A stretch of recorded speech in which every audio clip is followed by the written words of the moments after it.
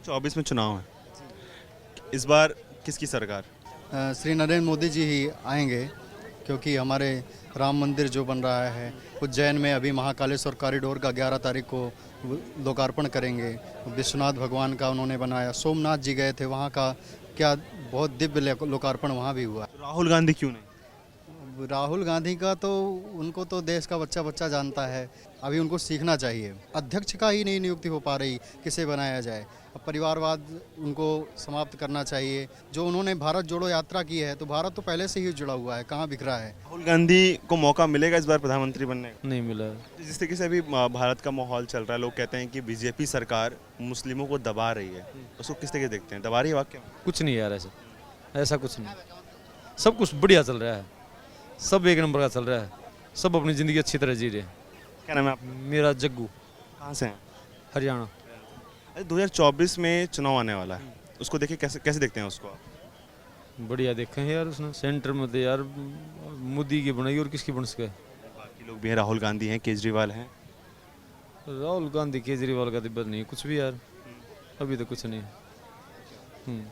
राहुल गांधी भारत जोड़ो यात्रा चला रहे हैं, उसको कैसे देखते हैं? बहुत बढ़िया, मौका टूटा हुआ था, मौका देना चाहिए यार इंसान को। नहीं, भारत टूटा हुआ था।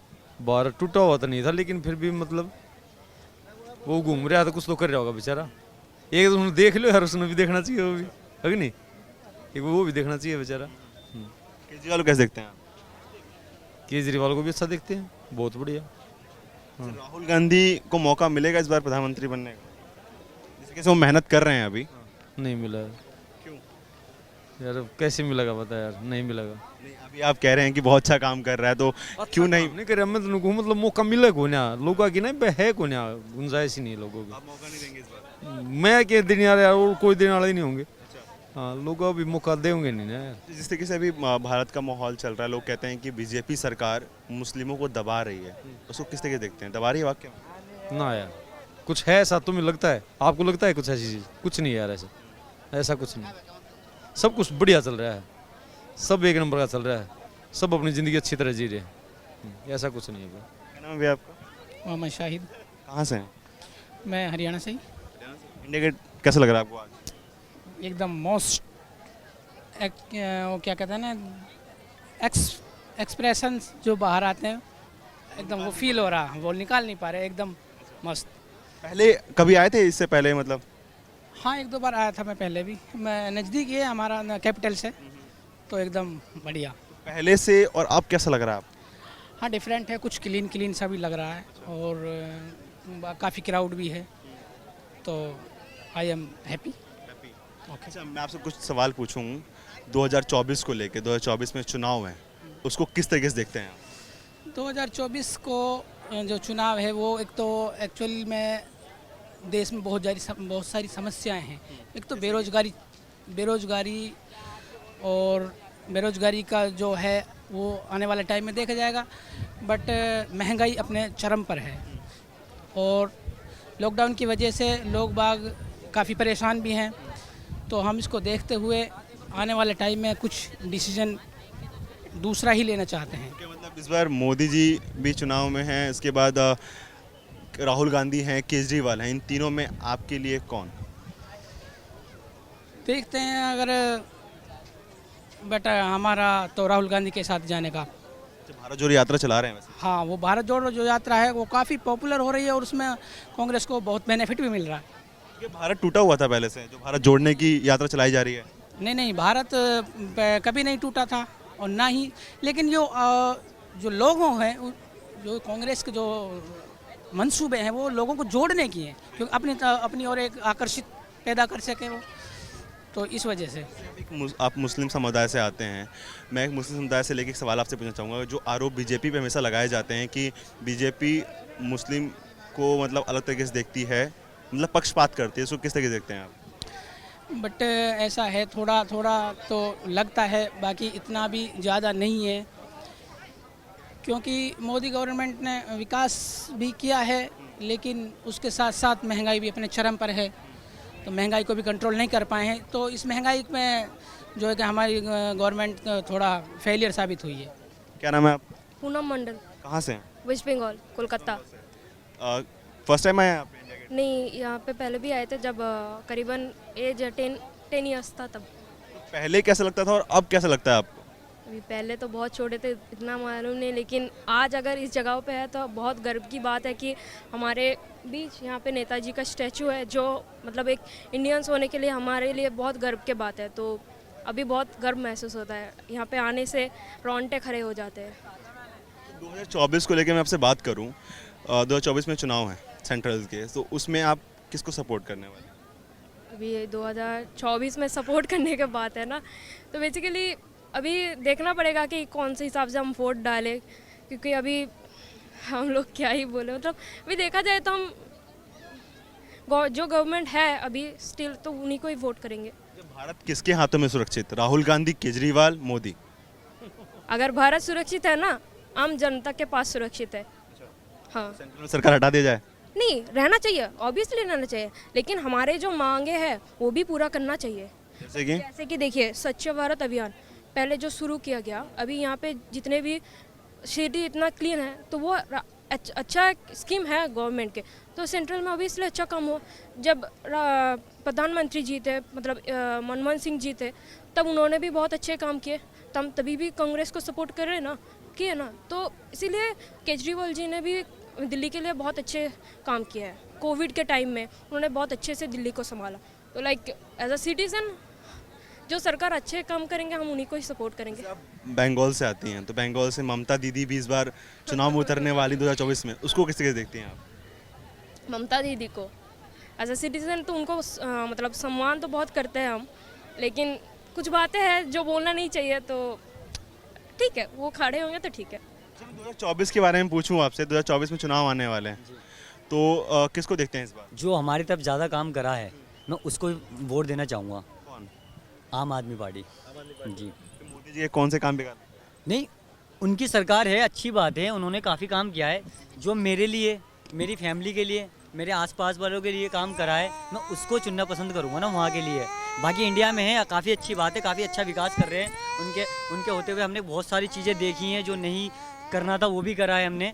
मगर ये नहीं कह रहा कि मैं वो सरकार ख़राब है, मगर हमारे पास जो काम करे मैं उनके लिए कह रहा हूँ। मैं आम आदमी पार्टी को चुनना चाहूँगा। की बार आपके हिसाब से केजरीवाल? जी बिल्कुल। भैया आपके हिसाब? बिल्कुल केजरीवाल। बिल्कुल आपको कौन से काम केजरीवाल के अच्छे लगे? केजरीवाल देखो हर चीज़ की सुविधा करते हैं। बिजली का बिल जो है वो कम है, ठीक है, और सुविधा भी बहुत है, पानी के बिल भी नहीं है। एक पैक जो फ्री दिया था वो भी अच्छा है? हाँ वो भी ठीक है। वो भी अच्छा है? जी जी फुल लुत्फ उठाया आपने? बिल्कुल बिल्कुल। क्या नाम है भैया? मेरा नाम प्रद्युम्न द्विवेदी है। कहाँ से हैं? मैं आनंद नगर से जी। आनंद धाम आश्रम है हमारा जी। इंडिया गेट आए हैं, कैसा लग रहा है? बहुत अच्छा है। यहाँ आकर के सबसे पहले तो नेशनल वार मेमोरियल जो बना है, वहाँ पर जो ज्योति जल रही है, उससे आके हमारी जो देशभक्ति है वो बहुत अच्छा हमको लग रहा है।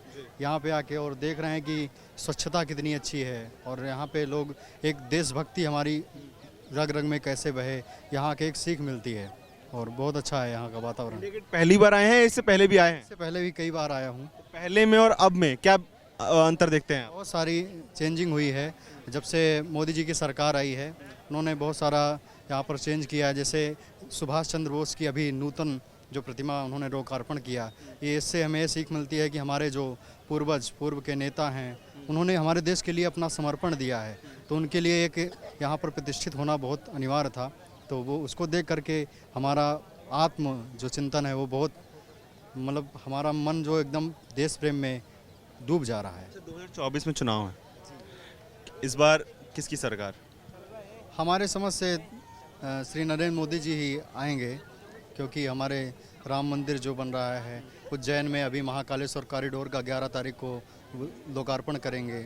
विश्वनाथ भगवान का उन्होंने बनाया, सोमनाथ जी गए थे, वहाँ का क्या बहुत दिव्य लोकार्पण वहाँ भी हुआ है। तो बहुत सारी हमारी हिंदू संस्कृति के लिए उन्होंने बहुत सारी चीज़ें की हैं। योगी सरकार हो, मोदी सरकार हो, तो हमारे लिए तो वही है, हम सब उसी परंपरागत से आते भी हैं। तो राहुल गांधी क्यों नहीं? राहुल गांधी का तो उनको तो देश का बच्चा जानता है, क्योंकि अब कुछ बोलेंगे नहीं उनके खिलाफ, लेकिन ऐसा है उनके अंदर कुछ अभी उनको सीखना चाहिए। अभी पूर्वजों से अपने जो उनके पूर्वज उनके पिताजी भी प्रधानमंत्री थे, दादी जी थी, अब वो क्यों उनके यहाँ अध्यक्ष का ही नहीं नियुक्ति हो पा रही, किसे बनाया जाए। अब परिवारवाद उनको समाप्त करना चाहिए, उनको एक अच्छी हाथ में देनी चाहिए, जो डोर है और नेशन जो उन्होंने भारत जोड़ो यात्रा की है, तो भारत तो पहले से ही जुड़ा हुआ है, कहाँ बिखरा है। भारत में तो सब नवयुवा जो हैं सभी तो जुड़े हुए हैं। हम लोग शुरू से ही सनातन पद्धति से जुड़े हैं, आश्रम से जुड़े हैं, तो हम लोग तो हमारे जो ऋषि मुनियों की पद्धति है उसको अपनाते हुए। मोदी जी को आप बेहतर बता रहे हैं कि मोदी जी 2024 में भी आएंगे, आपके हिसाब से बेहतर है।